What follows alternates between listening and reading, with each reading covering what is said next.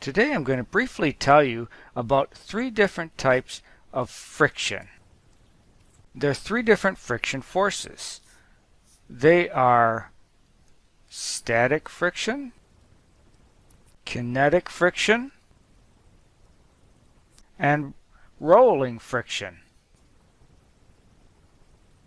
And they occur under different types of circumstances. We'll begin with static friction and our prototypical sliding a box across the floor problem. So I'm pushing this box across the floor. I'm applying a force to make that happen. But suppose I don't push hard enough. My pushing force doesn't get it going. Have you ever experienced this? You're trying to push something across the floor, you push and it does not move. You push harder and then it starts to move. There's a threshold force that needs to be overcome, called the force of static friction. If the box is moving, then you have applied a force that exceeds the force of static friction. I'll write it here. Something else I would add is that that force seems to be harder than the force you need to continue applying to keep the box moving. And again, you've certainly noticed this. You have to push extra hard to get it started, and then it's easier to push after that. Because once the box starts moving, it's kinetic friction. And kinetic friction is always less than static friction. So the force of static friction is greater. It's the force that you need, I'll put the definition here, needed to start moving.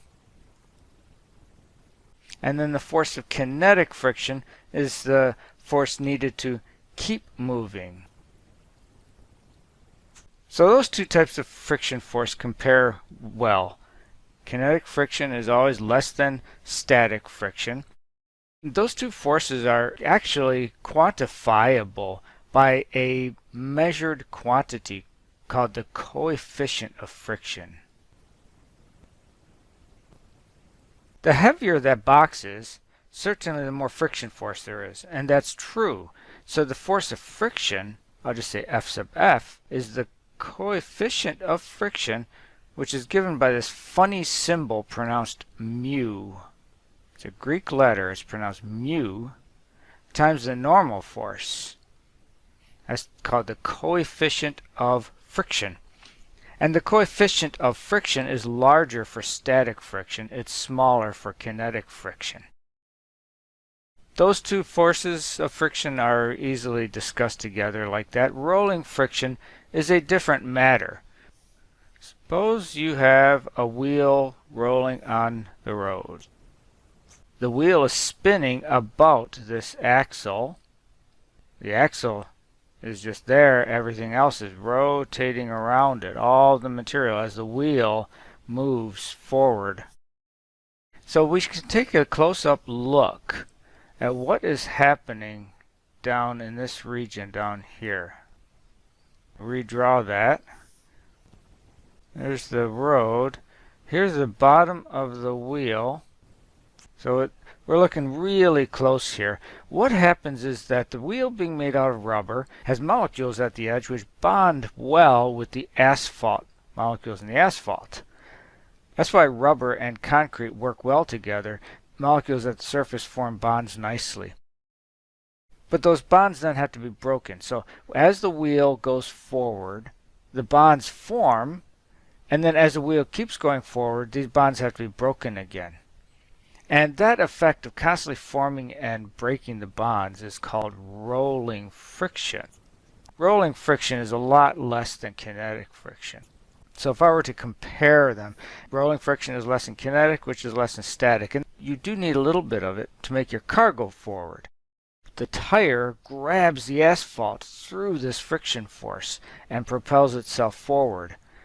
And it's a little different than walking, where walking relies on static friction. So let me show walking. Here's a foot. The bottom of the shoe is in contact with the ground, and there's static friction which prevents sliding. The shoe does not slide with the ground As you walk, you're constantly propelling yourself forward, and static friction is making that possible. Just try walking on a floor with an oil slick on it. You'll see how you need that static friction to go. And the rolling friction is very similar in function to static friction. There's a lot less of it. So we would say that static friction is greater than kinetic, which is greater than rolling in terms of magnitude of these friction forces. Okay, that's just a quick summary of the three kinds of friction that you deal with in your everyday life. And now you can hopefully understand that there's three different types.